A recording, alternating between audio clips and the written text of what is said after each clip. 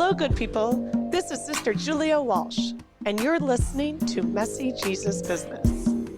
Welcome to the Mass. What's up? Israel. All right, try not to get hit. Yeah. There you go.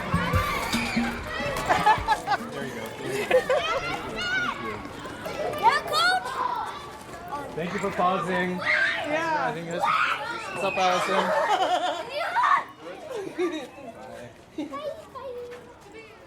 I'm here with Father Justin Claravall, S.J., who is an associate pastor at Dolores Mission Church in Los Angeles, California. I'm here at Dolores Mission in California. I'm taking a break from Chicago. During his Jesuit life, Father Justin taught religion in prisons and high schools and led faith-sharing groups for teenagers and young adults. He currently accompanies his parish school, participates in the ecclesial-based communities and social justice committee, and is an artist. Father Justin, welcome to Messy Jesus Business. Thank you for having me, sister. Good to be here. I love the energy, and thanks for making it all the way to California. I'm glad we can give you a reason to wear short sleeves. It's good to be out of the Midwest, and Dolores Mission is amazing. I'm excited to let our listeners learn about this parish and all the life that's happening here, the way the Spirit is moving in this parish community. But first, let's talk about you.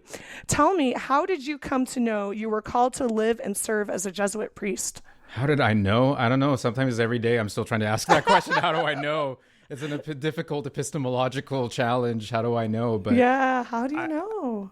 You know, a lot of the times to answer that question, we tell a story, and the story changes in detail the older I get and the more I look back. But I just say, like, very simply, like, the Jesuits were the first priests that I felt like I could have a conversation with in a real kind of way.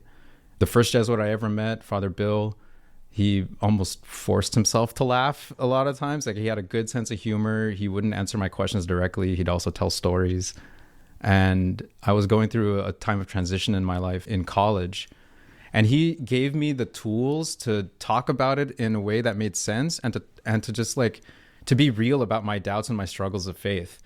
And so encountering the Jesuits and how they did Catholicism, and then he introduces me to Saint Ignatius, and then encountering this other way of praying, which, you know, growing up Filipino American, like my idea of prayer was a very specific and for in my heart at the time, very limited way of understanding prayer. It's a lot of cultural devotions, which are really powerful, and they've sustained my ancestors for decades, for centuries, but it wasn't speaking to me in my context. So then to meet a Jesuit, to meet Saint Ignatius, to find out there are ways of praying that actually take seriously my experience of my daily life and finding God in that was very consoling. But then Saint Ignatius led me to meet Jesus. And really, like, that's kind of the game changer, because then it's like, well, if I believe that God was a real man walking and laughing and eating and farting and like right. just doing things that humans do, then like I can actually get to know God.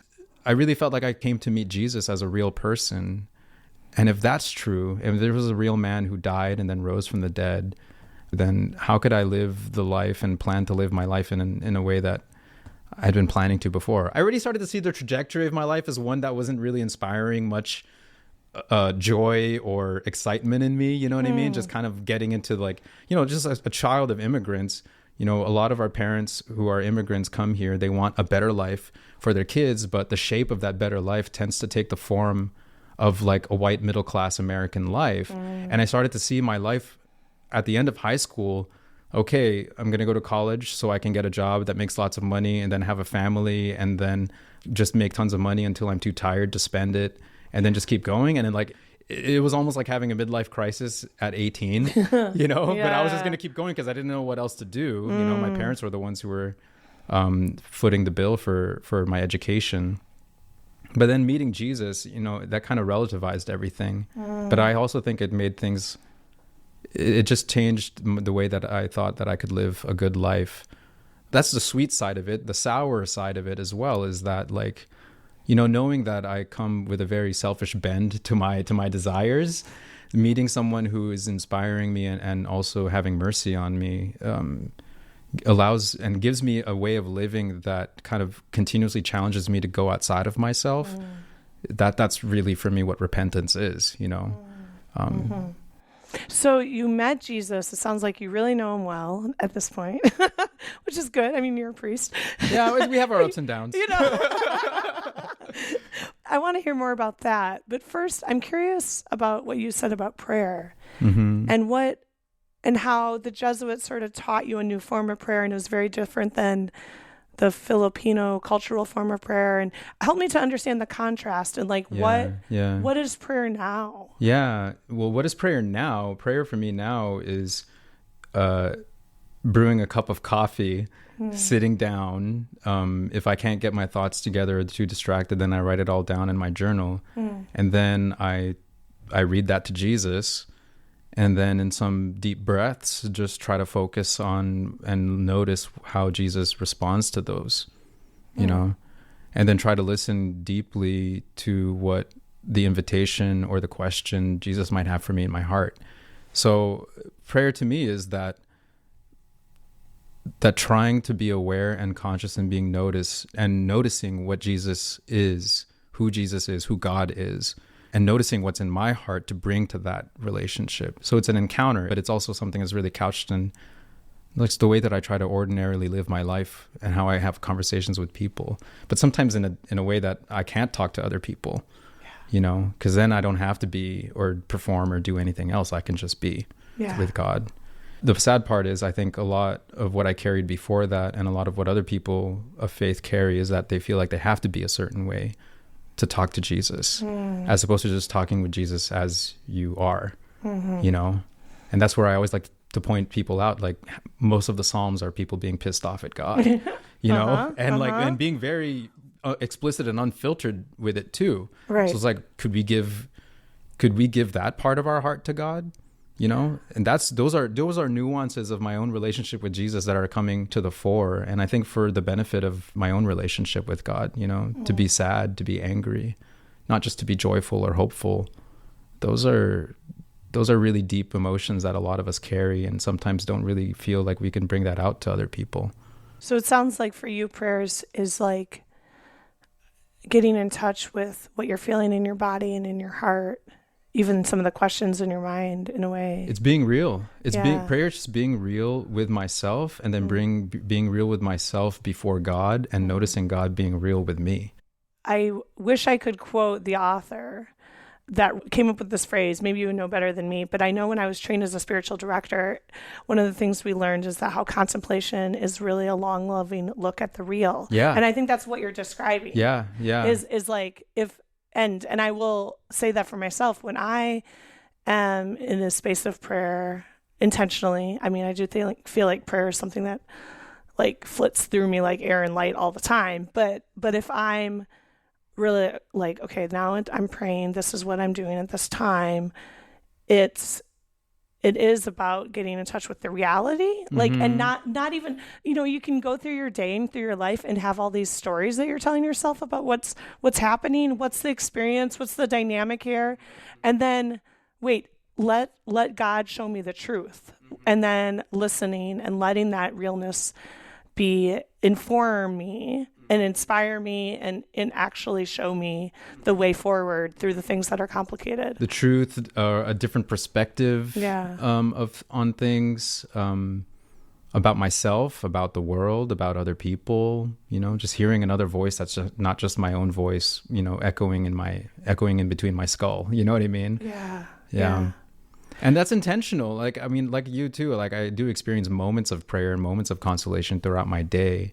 But I've recognized more and more, especially as things get pretty busy in ministry, that like I need to carve out some time to be intentional, because just as like, okay, I'm going to set a dinner date with a friend of mine so we can catch up. Like if I'm not doing that with the source of my life, then I feel that I'm really just kind of letting life happen as opposed to living. I just feel like I'm just becoming a passive recipient of all of these events, just reacting to them, as opposed to like I'm responding to something, you know, and I'm acting upon these situations. Yeah. And that connects to what we were saying earlier about how, in a way, your desire to resist the middle class American life and like this, I don't know, materialism that our culture promotes, and then being more real with yourself, with God, and not being performative. Like all these things have to do with what you're describing, huh? Do you see that? I'm starting. Yeah, thanks for pointing that out. Sometimes I forget that connection sometimes, but when I was in high school, I was really into punk rock, among other things. And that's another reason why Kai Oaks and I can connect and get along. There's another one in another parishioner who's way more punk rock than I am. Every time he mentions bands that I don't know, I just kind of nod and be like, yeah, sure. Yeah. But I guess that was that rebellious side of me, all along. But it was the rebellion was couched, I guess, in a kind of a sadness and in a kind of an anger with like, well, what is this? What's the point of all of this? And if you're telling me this is the point, like, I don't understand. This doesn't make any sense to me. There are people who are living under the bridge. There are people that people don't think are people.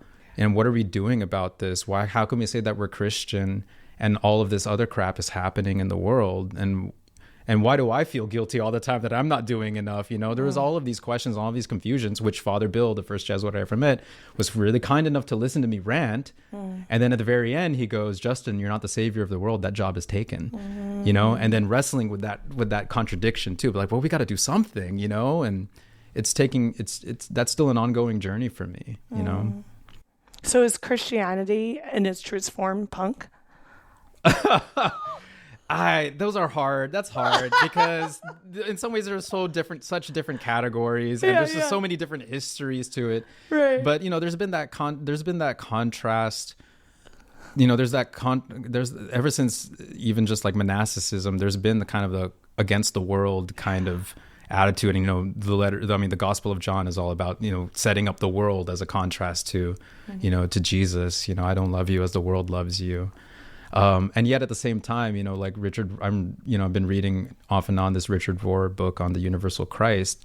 And yet at the same time, Christianity is in some ways, or being with Jesus and the Christ, the universal Christ is the deepest actualization and fulfillment and manifestation of what is the world and the goodness that's already in. And Saint Ignatius is like, one of the reasons why I loved that spirituality is because it acknowledges we're seeking God in all things, which means that God is in all things, which means that there is really nothing bad, So somehow my perspective's warped. And sometimes it takes that rebellious side to go up to the other end and find that, really it's not as bad as I thought.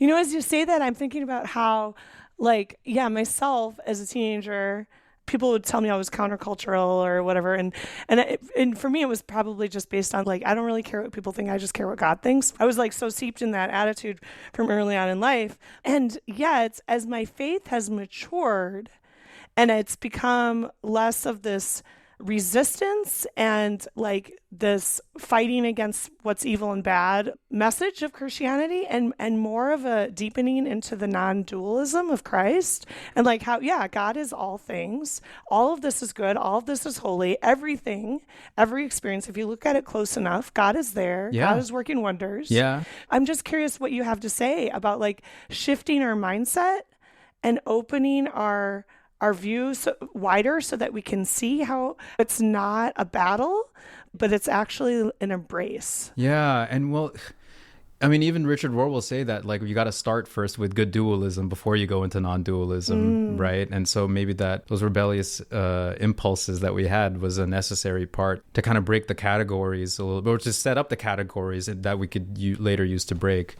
I remember a few years ago when the second sex abuse scandal broke out, when the Philadelphia report came out, and I was reeling, because I'm in formation, I'm not a priest yet, and I'm just again questioning, is this worth it? Is this going through? And I was talking with somebody who's part of a 12-step program about my feelings about these bishops and these priests who have done these horrible and harmful things, and he's like, yeah, well, it's this is what it is. And I said, yeah, of course, every organization will have good people and bad people. And he's like, no, they're we're just people. And I took that really seriously, coming from a man in a 12-step program, right? Because these people who are in recovery, addicts in recovery, have this keen awareness that anytime we set up that dualism of good and bad, like we kind of lose ourselves in that categorization too. Like I'd like to assume that I'm the good person, you know, but it's so much more complicated than that, you know, and everybody has a story. And if like these people who have done so much harm are still made in the image and likeness of God, then, oh my gosh, like that's a challenge. Being close to my own shortcomings, just like, you know, guys into 12-step programs are always, you know, talking about like looking at ourselves and, you know, what is our part to play in our resentments, and at the same time praying for the people that we resent and doing some really gospel focused stuff. Like I've learned a lot from people in the 12 steps. Like that's, and so is Richard Rohr actually. But that has kind of helped to break that dualism too, because then it's like, it's not just about good or bad. It's about healing. It's about recovery. You know, like there is a sickness. There has been a sickness from near the beginning of creation. And God is helping us all into recovery. Are you saying that being faithful, being a disciple of Christ is really about humility and like not ever causing someone to be the other, but just recognizing the shared humanity? That's part of it. So like two things. One was, for one of my assignments as a Jesuit in formation, I asked to go to the prison in the Philippines, the National Bilibid prisons in the Philippines. Being in that space with men who were constantly called monsters by the mainstream media, you know, criminals, monsters, people who we should have just killed on the streets or something like that, and really like experiencing their love and their welcome of me. And it's like, how could a monster be this patient with me? How can a monster feed me, you know, with what nothing food that they had? How could a monster share their story so vulnerably with me? And then seeing all the ways that they've been victims as well. And which is not to excuse the things that they did that harmed other people, but to see that there's always a bigger story to things. So the one, you know, being a disciple, recognizing that, you know, God is in everybody. And two, there was a Jesuit document, the General Congregation 32, that came out in the 70s. And it, in a very stark way, it says in the beginning of one of the documents, what does it mean to be a Jesuit? A Jesuit is a sinner called to be a companion of Christ, as Ignatius was. Yeah. So that, like, to be a sinner, you know, called to be a companion of Christ, as Ignatius was, a loved sinner. You know, I think that's Christianity, is recognizing the truth of both of those, living together, and like in a non-judgmental way, just like, yeah, there it is, you know, and like, just like that guy in the 12-step program told me, like, they're just people, you know. It's quite the identity statement. I mean, it's bold to introduce yourself that way, or think of yourself that way. Yeah. Let's hear about Dolores Mission. Here we are. You've been serving here since 2020. You were ordained right out in the courtyard. Right on the courtyard, right at the beginning of the pandemic, yeah. So what is it like to serve here at this really vibrant parish? Oh my gosh. It's a paradox of a lot of things. There are times when the highs are really high and the lows are really low. It's constant surprise. You know, the people here are very resilient. It's primarily working class Latino families. People who are worried about whether or not they're going to have a place to stay next month. People who don't have a place to stay. People who have survived horrific violence, family members killed, family members sick. And yet seeing that they come to the plaza on Sundays and they sit together and they laugh and they give their time and what little money that they have to people who are even in more dire circumstances. The men who are sleeping in our church, the people in the Casa de los Pobres in Tijuana, random acts of kindness that I'll hear about every now and then when I talk to parishioners, talking about the ways that they deliver food to folks living on the street, you know. It's a constant sort of amazement on my mind, like, where does this strength come from? Where does this resilience come from? That said, I find it difficult now because we're kind of in a time of transition. The neighborhood is changing. We used to be surrounded by housing projects, and now we're not. We still have the Pico Gardens housing project south of us. There's the gentrification that's coming in to the neighborhood because we're so close to downtown LA in the Arts District, and this is like just a hip place to be now in Boyle Heights. There's a lot of stories told about Boyle Heights and its history, and so that the displacement that will come with that is something that will affect our parish. So I worry about that. I worry about our young people. I worry about our elderly.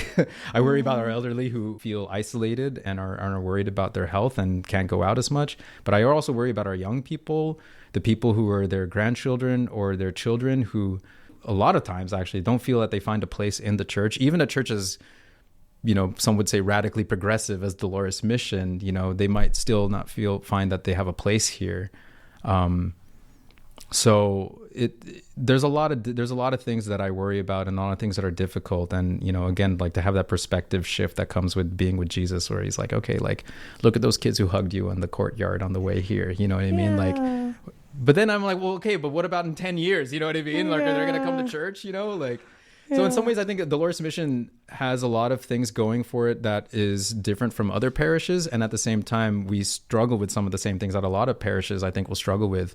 And the reality of being a parish primarily made up of immigrants and the generations that come after that, something that I've lived in my own life, that's going to be, I think, in the future, that's going to be something we're going to need to take a lot more seriously. And how do we hand on the best of our tradition and the best of our history to a new generation and see them take it and run with it, Yeah.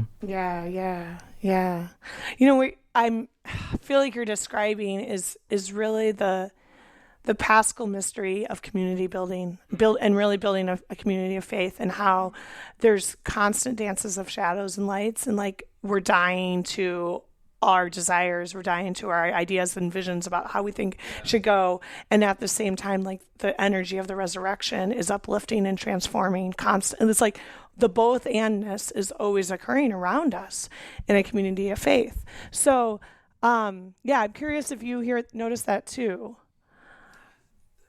So every Lent we'll have our Via Crucis, our Stations of the Cross, and we'll walk around the neighborhood as part of that. And different groups of the parish will take responsibility for leading that and guiding that, and it's always a very beautiful experience to literally walk around the neighborhood. And I've heard stories in the past that those walks around the neighborhood were for safety. They were escorting children to and from school so that they wouldn't be tempted or harassed by local gang members. But also they were taken to pray for peace in the neighborhood, and where the women in the parish would actually go and approach men who were involved in gang life and boys involved in gang life and basically love on them and pray with them and things like that. So every time we walk around the neighborhood, there is that memory, that institutional memory, this lived reality right now that it's like, okay, well, it's not as bad as it used to be per se, but we still struggle with public safety. We still struggle with economic hardship. We still struggle with all of these things, but we kind of live in that space, like we can get interrupted at any moment. I've been interrupted from walking from the parking lot to the office by like various incidents, people struggling with mental illness, who are having an episode, or like police that are just pulling up because of some incident that happened down the block or something like that. And that constant interruption can be can be very off-putting, but it is sort of living that mystery of like the passion, the resurrection. Like here's all of this suffering, and yet somehow in all of that, we're becoming a certain kind of people. I've caught that in glimpses here, mostly in the people, and how, at least in the past and somehow in the present, people are continuing to organize around that. And the legacy is just like it's in the neighborhood. Like we have speed bumps on certain streets because of what Rita Chaires and a bunch of other women did to organize the community to get those speed bumps there so that drive-by shootings wouldn't happen as regularly or as deadly as they were that killed children in the area, So people get fired up, when crisis happens. But when the crisis isn't as acute, will we have the ganas? Will we have like the desire to continue to move forward step by step in whatever the resurrection looks like? Because then the solution doesn't seem as clear, right? If the crisis is violence, or if the crisis is starvation or something like that, the solution seems pretty clear. We're going to organize a food sale. We're going to feed these folks. Oh, there are homeless people. We're going to make a shelter and we're going to house people. Oh, there's violence. We're going to meet the homies where they're at. We're going to give them jobs and things like that. But what if the crisis is this long-term thing about the ongoing economic change of the neighborhood, the housing crisis, the gentrification, the youth who are struggling with anxiety and depression, not connected to the economic distress of their parents, Well, right now we're in this midst where we're trying to organize around more long-term fights. And it's hard because then the solutions don't seem as clear, Yeah. And I know one of the things you're involved with is LA Voice, which is a multi-race, multi-faith justice organizing community. It's a federation. It's a community it's a federation of Pico, California. It's a community organizing network. Yeah. That is one of the ways you're able to advocate for the systemic change and kind of do the social analysis you need to do to figure out what the solutions are. Okay. Yeah. And what are you learning about what it means to continue to be faithful? Well, what I'm learning is it's a lot of work. It's a lot of putting in time, even when the headlines aren't talking about something that we're all needing, Like for a long time, the headlines were about the crisis of homelessness, especially around the time of elections of the mayor and midterm elections. Yeah. But now that the headlines aren't about that, that's still a need. So how are we going to keep the energy going, So that's the time and that's the work and that's the dedication. But at least for me, that energy comes again when I get to meet the people who are suffering from these directly. When parishioners come up to me and tell me that they're worried that they're not going to have a place to live next month, or that they are being evicted or something like that, or seeing the folks who are still living underneath the bridge a block away from our parish, It's not on the headlines, but it's still right in front of me. So my own animal lizard brain can see that this is still a need. But what I'm learning too is that with these big fights, it can't just be a local and particular organizing. It has to be something that is collaborative with especially people of faith from all around LA County.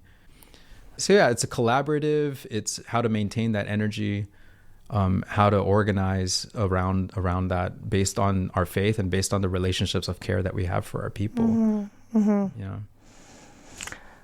bet it's messy. It's very messy. I'm working with our organizer, Angel Mortel, and it's well, if it's messy, then how can it be organized? You know what I mean? Yeah. So tell me about that paradox. Well, I guess the paradox is, at least the way that what I've been learning about organizing is it definitely starts with these one-to-one conversations. Yeah. And those relationships and those conversations are all messy. Going in not so much with an agenda, but with a purpose, you know what I mean? So then it does get messy, and then you enter into their chaos, enter into the mess and listen for the alignment and listen to all these things. So then there's that messiness there, but then there's the organization piece of bringing people together and giving them the chance to tell their story, and then giving them ideas and helping them to come up with ideas for what they want to do next. I think we just put forward an organizing principle or an organizing plan, and then it just gets messy after that. And then we organize based on that mess. We're just constantly kind of okay, here's a circle. Okay, that circle's getting a little bit wobbly around the lines. Well, then let's form another circle around that. I guess, I don't know. That's kind of how I'm visualizing it right now. It's messy because people's lives can be messy, but it's organized in terms of people can come together based around that messiness. I mean, I have the image of the people of God walking through the desert, right? Or it's just everything's happening. People are falling down, people are wetting their pants. Yes, everything's going on. Yeah. Dehydrated, right? Right. Whatever. And they're together, the collective is moving forward. They have a mission, they're going somewhere together. Right. There's a structure that can contain all of that mess. Yeah. And still move it forward. Yeah. And I think for us, the biggest structure that would contain all of us, in our faith is the love of God. And then those smaller structures that can help organize is that the goodwill that we have toward each other, the care that we have toward each other specifically in our relationships, and then just meeting times and agendas and planned actions and things like that, which are easy to get messy. Right. But then again, just going back to what's the last thing that really brought us all together and is moving us forward and can contain all of that messiness. God's love. So that's love. God's love, our love for each other.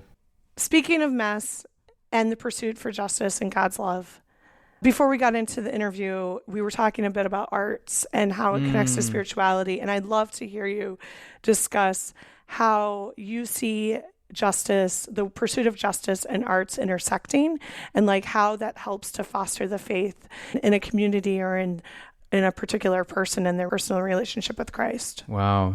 The relationship between art and justice. Jeez. I mean, that's still something I'm trying to figure out. Well, we could look at the practical aspect of it, right? There's all of those activist art and protest art and all that sort of stuff that gives expression to the fire and the heart that people have for something different in the world. Right. But I guess in my own life, what I see art does for me personally is it can kind of challenge my imagination. It can limit it in some ways, but I think when it's truly art that like it's coming from the spirit and the spirit's moving and the spirit responding to something, it kind of blows up the imagination for like, if we can't imagine how the world can be different, then how could we ever act toward that? You know what I mean? And Jesus was about expanding our imagination. The earliest disciples were living that and imagining that as well. You know, like, whoa, what if we all just like pooled our resources together and let some leaders with a greater vision of things decide who needs things, you know what I mean? And all that sort of stuff, like in the early church.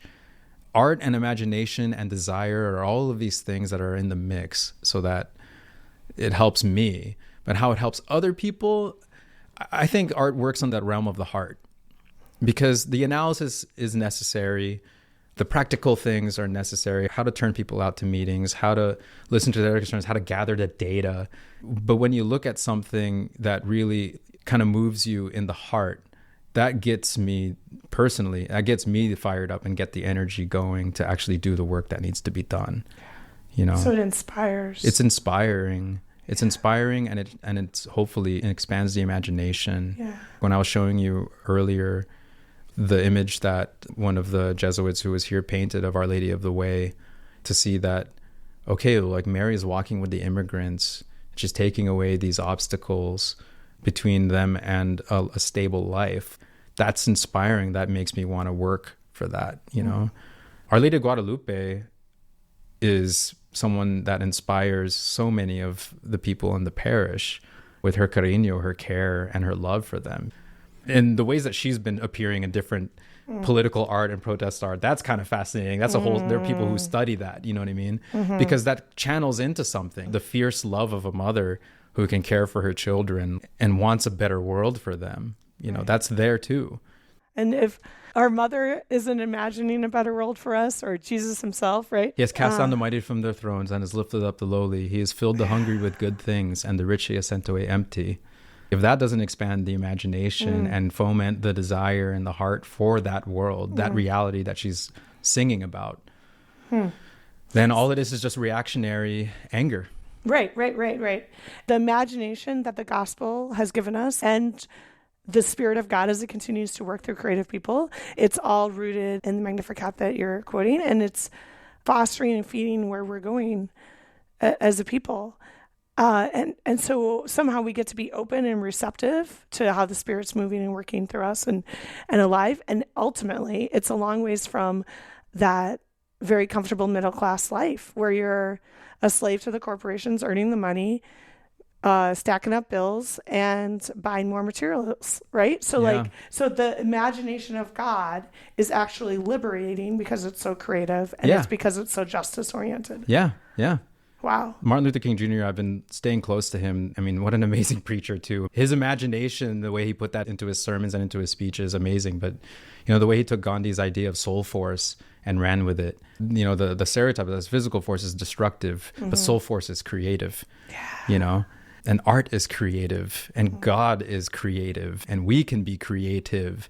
We're not just destroying structures, we're deconstructing them. We're creating new ones. We were advocating for a measure in Los Angeles last midterm elections. You Measure ULA, United House LA, was imagining like, okay, if we tax some of these real estate sales that are over $4 million or $5 million, and we get the revenue from that tax for a dedicated fund for affordable housing, that'll bring stable funds for the things that we need and that lots of people need in Los Angeles. Like, that's creative. You know what I mean? Yeah. Like, that can create more houses, that can preserve the ones that are already there, that can like create opportunities for so many people to think about how to protect people who are renters, how to hopefully like even help struggling landlords who need the kind of help that they need in order to maintain the places that they are already making affordable for people. You know what I mean? I think at its best, the work for justice in faith and community organizing around that is a creative force. It's the sole force. Because if we just leave it to the coercive powers of the state, then I don't know how much hope that I have in that either. You know? How do you persist? I mean, I hear your passion, but I don't want to make an assumption. But I look tired. Yeah. You do. I mean, I don't want to make an assumption but like, I know it's got to be tough. You're doing hard work. You're climbing uphill. There's a lot of failure. So how do you remain faithful in the fight for justice, in the struggle, in the creative work, in the building community, in your prayer life? Yeah. What keeps you showing up all the time? Oh gosh. I mean, that's a question that I've been really trying to answer the last couple of months. We went to a funeral, or I helped celebrate a funeral a couple of weeks ago of one of our parishioners' dads, and he had one of the most creative selections of readings at a funeral ever. Things that you wouldn't find in the book, but it's still in the Bible in the book. And for the first reading, he had his mom read Hebrews 11, which is when the letter to the Hebrews talks a lot about what faith is and who our ancestors in faith are. Faith is the substance of things hoped for, the evidence of things unseen. By faith, Abraham did this, that, and the other. By faith, Sarah received the power to generate even in her old age because she believed that the one who made the promise was trustworthy. So that kind of stuck into my mind. But what really got to me was a few lines after that. The writer says, "These all died in faith, not having received what was promised, but having greeted it and seen it from afar, knowing that they were strangers in this land." The image of Abraham and Sarah, and really me or a lot of us who feel that we're not in the promised land, but that we can see it and greet it from afar. And our faith allows us to see it even when we're not there. We're just passing through here. That's one thing that's been helping me to persevere, is knowing that somehow in faith, we live the reality that we want to live in already. Yeah. Or we try to. When we're not in the promised land, we try to live as if we are in the promised land and knowing that we're on the way to it. And when you look at what happened to Moses, but then what also happened to Martin Luther King Jr. at the end of his life, it's really eerie to listen to and really powerful to listen to his last speech, right? Because he says, "I've seen the promised land and I may not get there with you, but I've been to the mountaintop. I've seen the promised land. I fear no man." He just knows that it's going to be there, even if he might not get there. And that kind of humility and that freedom really is really powerful. And, what happened to our bishop recently, Bishop David O'Connell, who was murdered, a man who really fought for justice, who was standing with workers, who was organizing his community against violence in the places where he was a pastor, places where he's a priest, He really lived that as well. And he didn't get to see the promised land, quote unquote. You know what I mean? He didn't get to see like Los Angeles turned into a place where all are welcome and people aren't dying by violence. But he still saw it and greeted it from afar. You know what I mean? And he still organized people along the way to move in that direction. And so having the example of these ancestors in faith, knowing that, I'm not the first one to walk this path, and knowing that reminder from Hebrews that it's like, well, even if I'm not there, even if I'm not where I want to be, and even if our people are not where we want to be, what faith does, which is a gift from the Holy Spirit, right? Yeah. What faith does is it allows me to see it and greet it from afar. What are you seeing? What do you believe in? The promised land smells like really good Filipino food and Mexican food, and people laugh, and it sounds like children laughing. It feels like shade on a hot day underneath a really big tree, a really big old tree, and a breeze blowing through it. And, and that's partly a response to, our climate crisis and the way that our people suffer. The poor will always be the ones who suffer the most from the climate crisis, because in some ways the climate crisis is to the benefit of the wealthy and the rich, so even if the world is dying, it's like we're actually getting more and more wealth from extraction of these resources and polluting the earth and everything. But our people here won't have air conditioning, they won't have shade in the super hot days. So the promised land is a shady, breezy land where everyone from different colors of skin can share their food and laugh together and can see and can celebrate Christ in each other. They can cry together, they can hug each other without fear of getting each other sick. And even if they do feel sick, that they have people that they know can take care of them in holistic and caring ways. I mean, the visions of the prophets really animate all of this, right? When they talk about old people dancing, that is something that would give me hope. And I see little bits of that. I see little bits of that here in the parish. So it energizes you and keeps you going because when I focus you on believe it. When I could focus on the freight train that's coming to hit us all. But is that what God wants me to focus on at this moment? God would love me to look at the kids who ran up to give me a hug on the way here, because there's something, God is trying to communicate something. They're communicating something, and God is trying to communicate something through them. And inspiring me, like I don't have kids of my own. I will never have kids of my own. And yet to feel that somehow the land that I want them to inherit is a land where they can enjoy life and give thanks to God for that life. Maybe that's the kind of thing that gets parents to wake up at 3 a.m. in the morning to feed their kid, Maybe that's what gets some of the young families and the parents to show up for a meeting when they had all the other things to do. You know what I mean? Like when I think of all the parents that show up for anything, for church and for social justice, organizing committee meetings and like catechism on Sundays and things like that, it's like, if there's not that hope that their kids will get a taste of the promised land in it, I'm starting to understand a little bit of what that strength is of love that they have. Yeah. So is that what discipleship is for you? Love, hope, moving towards the promised land. Toward the promised land. Well, it's funny because that letter to the Hebrews also goes into Jesus after talking about all of these things, Right. And he says in the beginning of chapter 12, so let us run then, keeping our eyes on Jesus, the perfecter of our faith, because I guess the letter to the Hebrews is trying to tell the people, like in some ways we have already arrived at the promised land, but we have the one who is guiding us toward the promised land. It's Jesus. And his life and his death and his resurrection. And so if discipleship specifically understood is following Jesus, I know where Jesus is leading us, to the resurrection, to the promised land. So that's kind of our journey, like we're in exile. But the journey is the destination as well, we're on our way and we're there already, and Jesus is here too, and that's a little bit of the foretaste of what is there to come, the fact that the kids can still laugh and play. The kids are laughing and playing in the worst places in the world right now, in the most violent places in the world right now, and of course they're being traumatized too, and we need to care for them. But it's not all hopeless, and the discipleship is that messy following, the messy Jesus business of following Jesus to the promised land that he's prepared for us. Yeah. Amen. What else would you like to say about the mess of living the gospel? About the mess of living the gospel?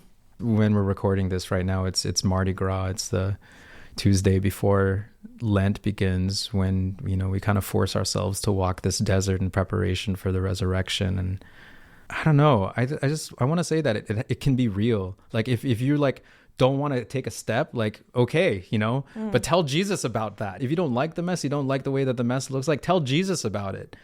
Every time I've been raw and vulnerable before God, I've been surprised at how Jesus has responded to that, or how Mary has responded to that. Because the mess is real, the suffering is real, the pain is real.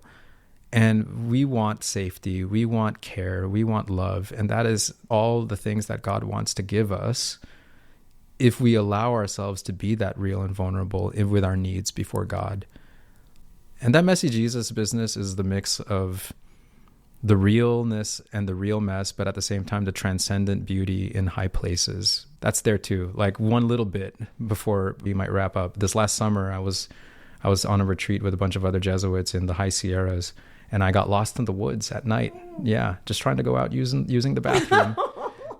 It was, no, I'm sorry. I'm laughing. Yeah, I'm sure it was no, I'm glad I can laugh at it now. You know, it was a pretty crazy experience. You know, but and I was really worried that I wasn't going to make it, that I was going to freeze to death or not be found for days, or or starve. How long were you lost? My estimate is probably about 9:30 in the evening till 2:30 in the morning.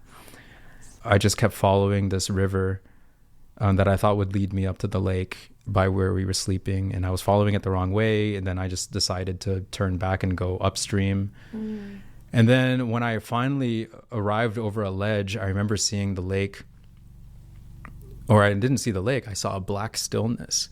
And then I saw in the middle of that black stillness a little white light, which was the reflection of a star. The lake was so still, it was reflecting off of the still lake. I'm like scared for my life, and here's something so beautiful. You know what I mean? Like, that is untouched by all the worries and all the cares that I have, and it still inspires this beauty and this appreciation in me, and it turned out that was in some ways a kind of a guiding light, because that also helped me to realize that was the lake by which we were sleeping.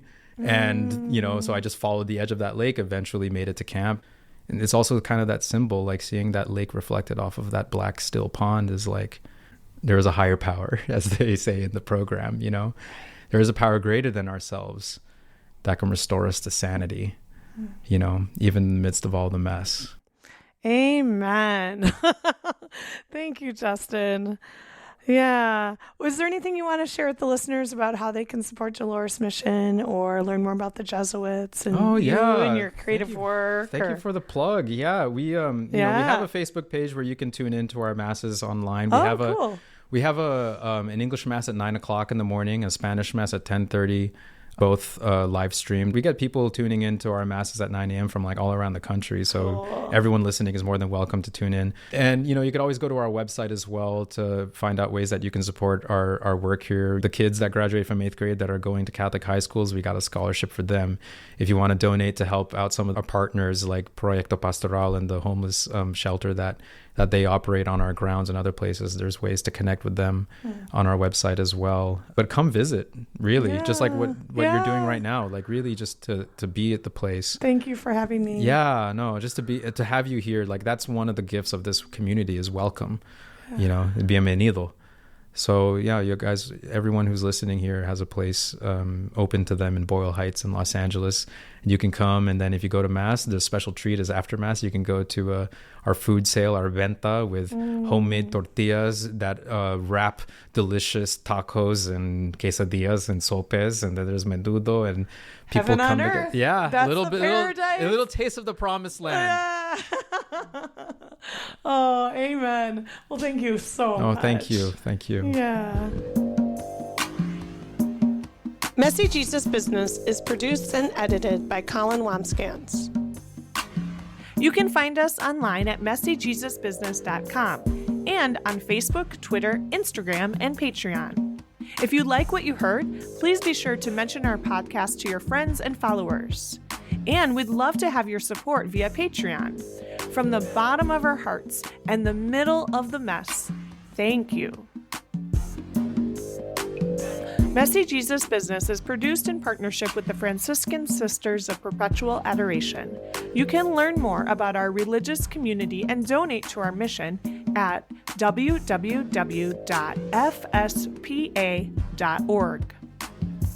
I'm Sister Julia Walsh, and I'll catch up with you next time. Until then, peace and all good.